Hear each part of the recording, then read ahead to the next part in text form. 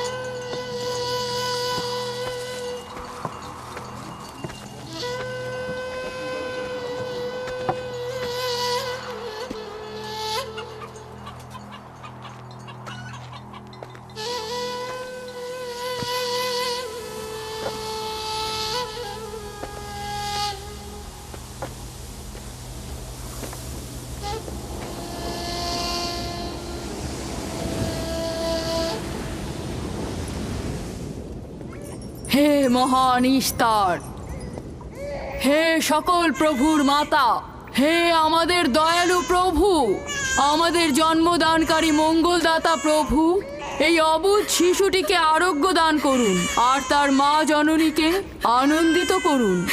এই অবুঝ শিশুর মাতা প্রতিজ্ঞা করেছে প্রভু, তোমার দরবারে সে মূল্যবান হাদিয়া প্রদান করবে।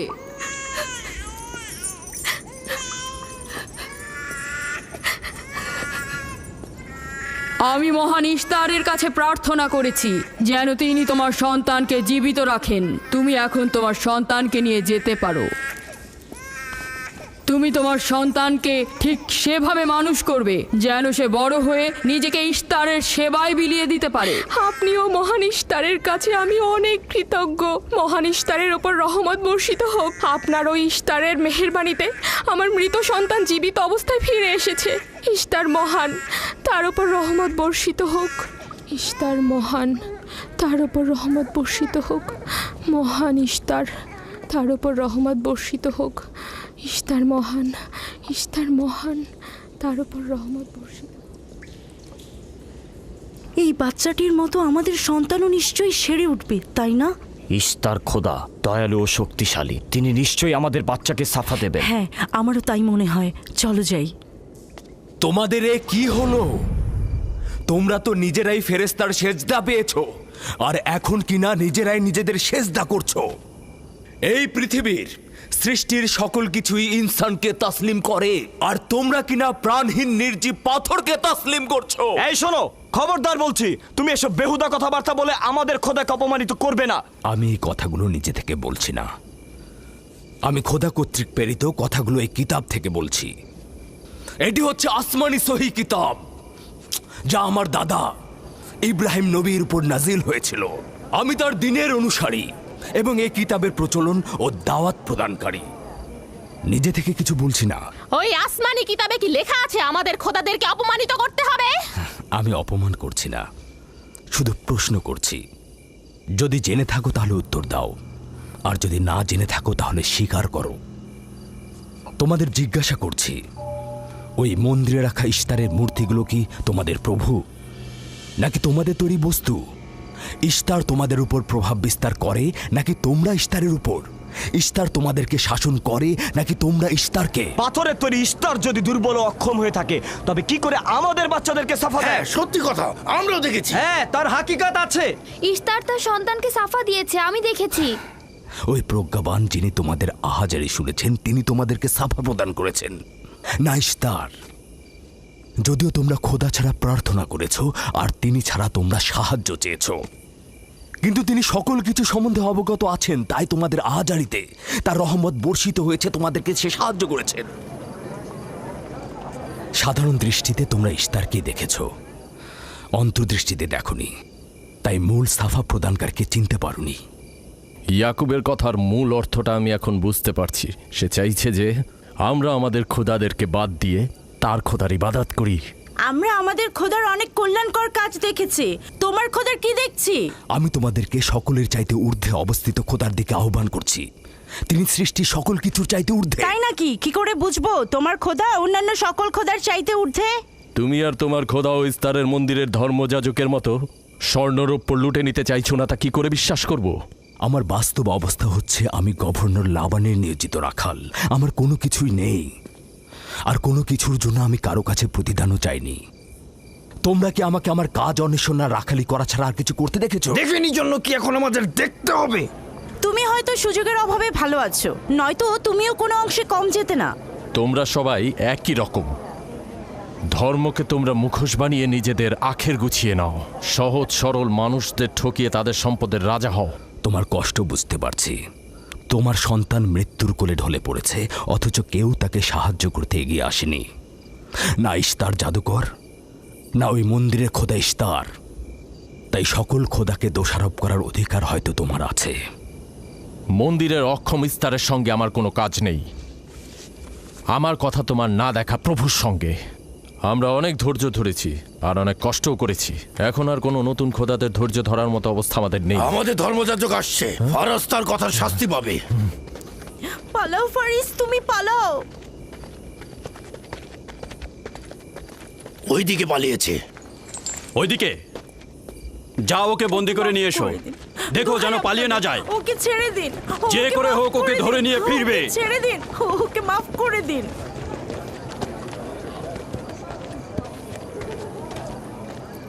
যদি শুধুমাত্র গভর্নরের জামাতা না হতে, তাহলে আমি জানি তোমাকে কিভাবে শায়েস্তা করতে হয়। মন্দিরের কোনো প্রতিনিধির সাথে আমার কোনো কাজ নেই। তোমরা সবাই চলে যাও। ইয়াকুবের কুফরি কথায় তোমরা কেউ কান দেবে না, আর কেউ বিশ্বাস করবে না। তোমরা কি কেউ দেখছো না? হ্যাঁ, এই ইয়াকুব তার কুফরি কথাবার্তার কারণে ফাদ্দানে দুর্ভিক্ষ নিয়ে আসছে। আমাদের ধর্মযাজক ঠিক কথাটাই বলেছেন। ইস্তারের অভিশাপে বালা মুসিবত আসার পূর্বেই চলো চলো আমরা এখান থেকে চলে যাই।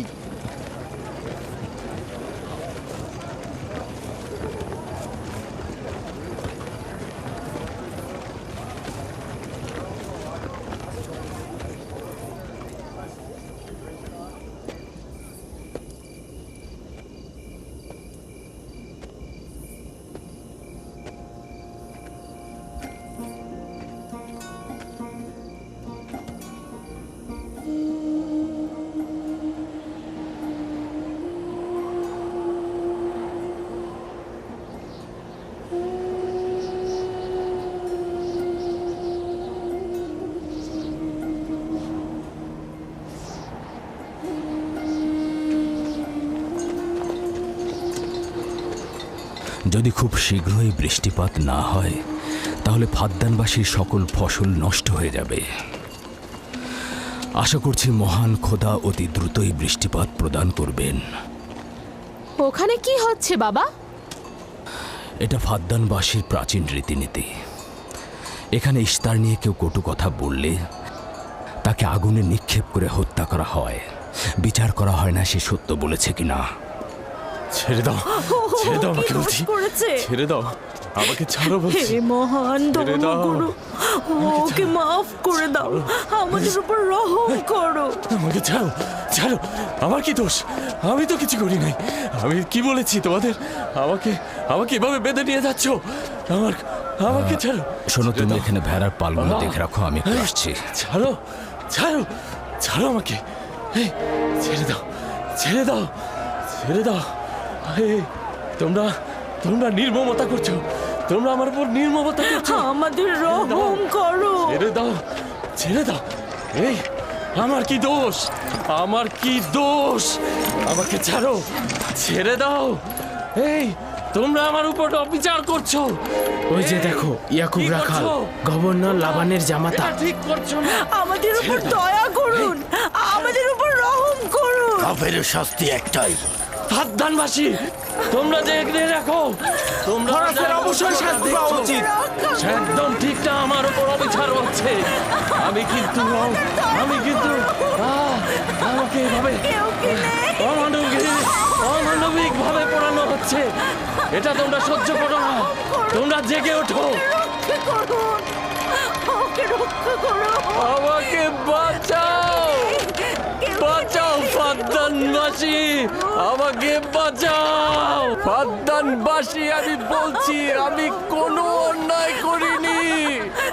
অভিযুক্ত ফারাজ ইস্তারের শত্রু ও পাথর দিয়ে ইস্তারকে আক্রমণ করতে চেয়েছে এবং আমাদের খোদাকে অসমর্থ ও নালায়েক বলে আখ্যায়িত করেছে। ফাদ্দান শহরের প্রাচীন রীতিনীতি অনুযায়ী যে আমাদের খোদা ইস্তারকে অবমাননা করবে তাকে অবশ্যই আগুনে নিক্ষেপ করে হত্যা করা হবে। ফাদ্দানবাসী, তোমরা কি এরকম চুপ করে পাথরের মতো আমাকে দেখে যাবে? তোমরা কি কিছুই বলবে না? আমাকে এরকম অমানবিক ভাবে অত্যাচার করে পোড়াতে যাচ্ছে এই লোকজন। তোমরা কি কিছু বেচারা ফারাজ, তোমরা কি নিশ্চুপ হয়ে সারা জীবন দেখে যাবে? ফাদ্দানবাসী, রক্ষা করো আমাকে, কেউ তো এগো। একদিন আমার মতো তোমাদের কেউ এভাবে পুড়িয়ে ফেলবে ওরা। তোমরা চুপ করে থেকো না, তোমরা এভাবে আমাকে মেরো না, আমার প্রাণ ভিক্ষা দাও, আমাকে এভাবে মেরো না। বেহুদা কান্নাকাটি করো না, হয়তো রক্তের মূল্য পরিশোধ করো, নয়তো আগুনে পুড়বার জন্য প্রস্তুত হও। তাকে আগুনে ফেলো না, এভাবে পুড়িয়ে মেরো না, আমাকে প্রাণ ভিক্ষা দাও, ওকে ছেড়ে দাও। হে ফাদ্দানের জনগণ, আমাকে মেরো না। আমি একটা কথা জানতে চাই, তার রক্তের মূল্য কত? মূল্য কি তুমি পরিশোধ করবে? না, ও নিজেই তো ইস্তারের শত্রু।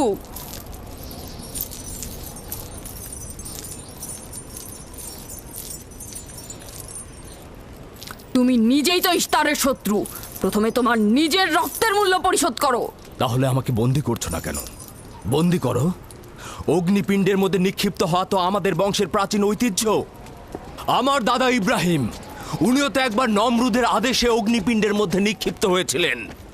এখন পর্যন্ত তুমি যে গ্রেপ্তার হওনি তার কারণ তুমি হচ্ছ গভর্নরের ভাগিনা। তার অর্থ দাঁড়াচ্ছে এই যে আমার মামা গভর্নর লাবান ইস্তারে খোদাকে অবমাননা করতে পারে কোনো শাস্তি ছাড়াই। ওকে গ্রেপ্তার করো আর ওর দাদার মতো ওকেও আগুনে নিক্ষেপ করো।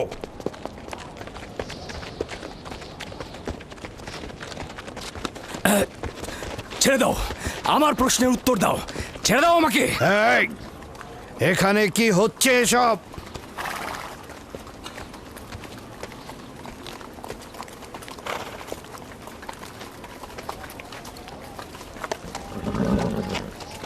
ওকে ছেড়ে দাও আর অভিযুক্তকারীকেও মুক্ত করো। ফারাসের অবশ্যই শাস্তি পাওয়া উচিত। যখন ইয়াকুব জীবনের মূল্য পরিশোধ করতে চায় তখন তোমাদের কোনো অধিকার নেই ওকে শাস্তি দেবার।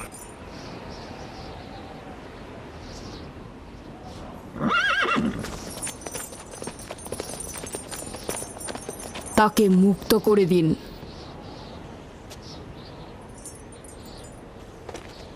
ইয়াকুব, তুমি অবশ্যই ফারাসের জীবনের মূল্য স্বরূপ 500 দিনার পরিশোধ করবে। হ্যাঁ, কোনো সমস্যা নেই, আমি এই অর্থ পরিশোধ করব।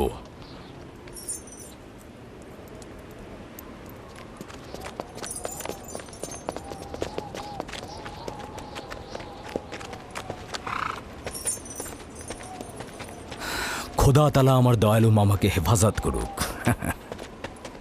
ইয়াকুব, আমি তোমাকে কতক্ষণ এরকম বিপদ থেকে বাঁচাতে চোখে চোখে রাখবো?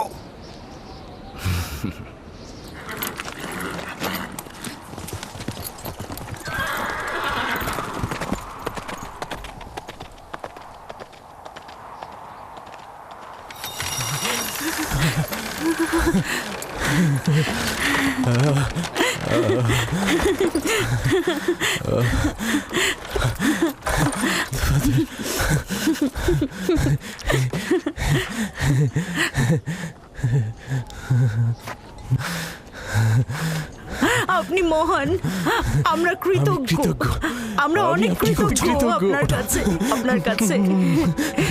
আমার জীবনের মূল্য স্বরূপ যে অর্থ আপনি প্রদান করবেন তার বিনিময়ে সারা জীবন আমি আপনার কৃতদাস হয়ে থাকবো। আপনি মহান, আপনি মহান। আপনি ফারাজকে মৃত্যুর হাত থেকে বাঁচিয়েছেন, আপনি আমাদের নতুন জীবন দিয়েছেন। হয়েছে হয়েছে, এবার এসো এসো।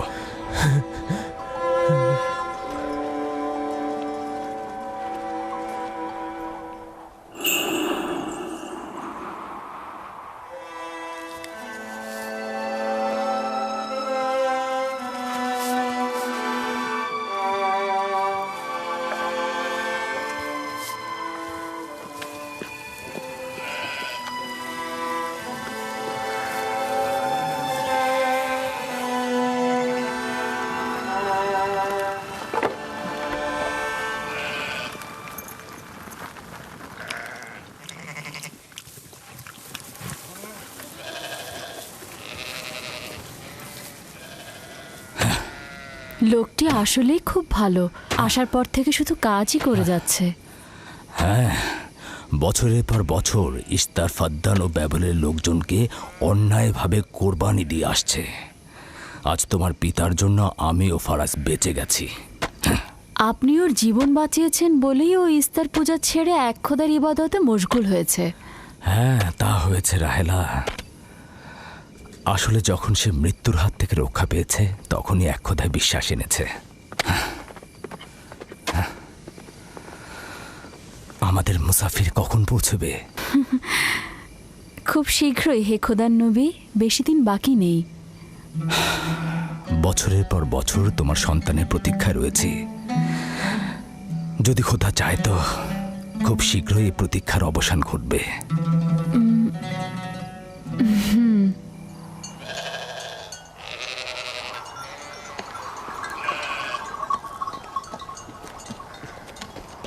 ইস্তেকদার, তোমার ও তোমার পরিবারকে সালাম। তোমার উপরও দরুদ বর্ষিত হোক ইয়াকুব রাখাল। হ্যাঁ, কৃতজ্ঞতা জ্ঞাপন করছি। মন্দিরে ইস্তারের জন্য খোরমা হাদিয়ে নিয়ে যাচ্ছ? প্রভুদেরকে তো অবশ্যই খুশি করতে হবে, তা না হলে তো এবছর বৃষ্টিপাত হবে না, তাই না? আমার কিন্তু মনে হয় মন্দিরের ইস্তারে চাইতে তোমাদের বেশি দরকার ওই খোরমা। তোমার কাজ হচ্ছে আমাদের খোদাকে অপমানিত করে আমাদেরকে রাগান্বিত করা, তাই তো? তোমরা কি নিশ্চিত যে ইস্তারের মন্দিরের ওই পাথরের মূর্তিগুলো সত্যিকার অর্থে বৃষ্টি বর্ষিত করতে পারবে? তোমার এসব কুফরি কথাবার্তার কারণেই আমাদের মন্দিরের খোদা নাখোশ হয়েছে, আর এই কারণেই ফাদ্দানের আকাশে আজ মেঘ নেই। এই ইয়াকুব, ইস্তারের অবমাননা থেকে তুমি নিজেকে রক্ষা করো। চলে এসো, চলে এসো।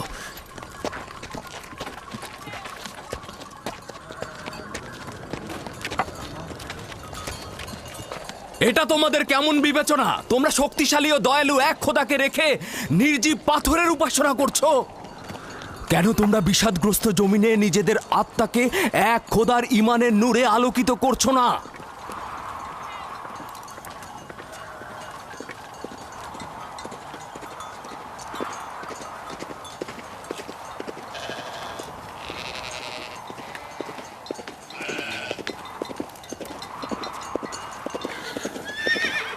হে মহান ইস্তার ইলাহি, তোমার ফলপ্রসূ এই মন্দিরখানা তোমার শত্রুদের রক্ত দ্বারা পবিত্র করব। শুষ্ক মৌসুমকে এই অঞ্চল থেকে দূর করে দাও, তোমার রহমতের বৃষ্টি বর্ষণ করো। হে মহান ইস্তার ইলাহি, তোমার এই ফলপ্রসূ মন্দিরকে তোমার শত্রুদের রক্ত দ্বারা পবিত্র করব। হে মহান ইস্তার ইলাহি, এই অঞ্চলের শুষ্ক মৌসুমকে তুমি দূর করে দাও, তোমার রহমতের বৃষ্টি বর্ষণ করো। হে মহান ইস্তার ইলাহি, আমাদের খোদাকে অবজ্ঞা করেছে, বৃষ্টি বর্ষণ করো। হে ইস্তেকদারের সাথে মন্দিরে ঢোকার সময় কথা বলেছে, তোমার আমিও দূর থেকে দেখেছি। বর্ষণ করো। হে মহান ইস্তার ইলাহি, ইয়াকুব হাত গুটিয়ে বসে থাকবে না। করো, তোমার দুশমনদের ধ্বংস করো, আর ফারদানের জনগণের উপর রহমতের বৃষ্টি বর্ষণ করো।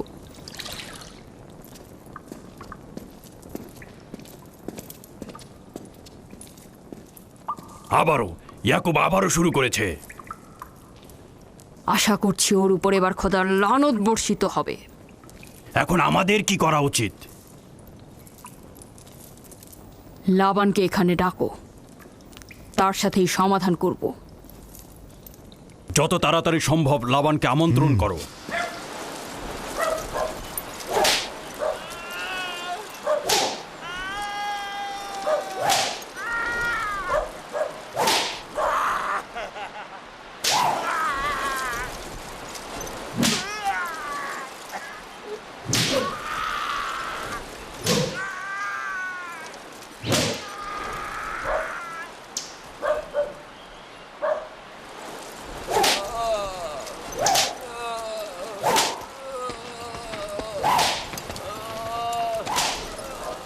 জনাবে আলী, ইস্তার মন্দিরের মহান ধর্মগুরু আপনাকে সাক্ষাতের জন্য আমন্ত্রণ জানিয়েছেন।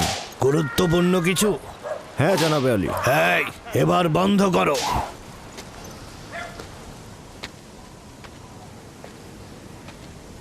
তুমি যদি আবারও চুরি করেছো তাহলে তোর আর আঘাতে আর জীবিত ফিরবে না। আমি কথা দিচ্ছি এমন ভুল আর কখনো হবে না। ছেড়ে দাও একে। এসো।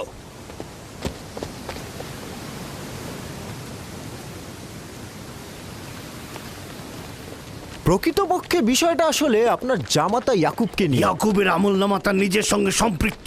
আমি উত্তরদাতা নই। না ঠিক আছে, কিন্তু ইয়াকুব তো ইস্তারকে অবজ্ঞা করে। এটা ধর্মগুরুদের কর্তব্য তার প্রশ্নের উত্তর দেওয়া। আর যদি উত্তর দিতে সক্ষম না হও তাহলে কেন আমার শরণাপন্ন হও?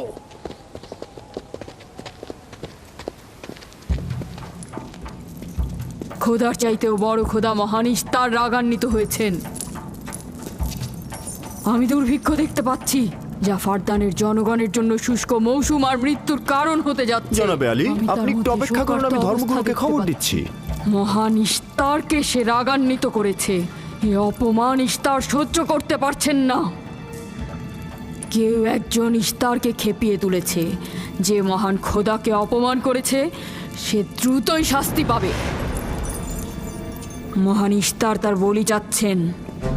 আমি ফারদানের শান্তি আর নিরাপত্তায় নিয়োজিত। আমার ভাগিনার কার্যাবলী দেখার জন্য নয়। তুমি অবশ্যই তাকে শান্ত করবে। অবমাননা করে? অবশ্যই করে। আমার মনে হয় আব্বা আপনি ভুল করছেন। সে অবমাননা করছে না, সত্য প্রচার করছে। আমার সন্তান বনি ইসরায়েলেরা কেন ক্ষমতা ও পেশি শক্তিকে মূল দণ্ড হিসেবে মনে করছে? আমি তো তাদেরকে পেশি শক্তি বা জোর করে চাপিয়ে দেওয়া কোনো কিছু শিক্ষা দেইনি। চিন্তা করো না, সব ঠিক হয়ে যাবে। খোদা মহান।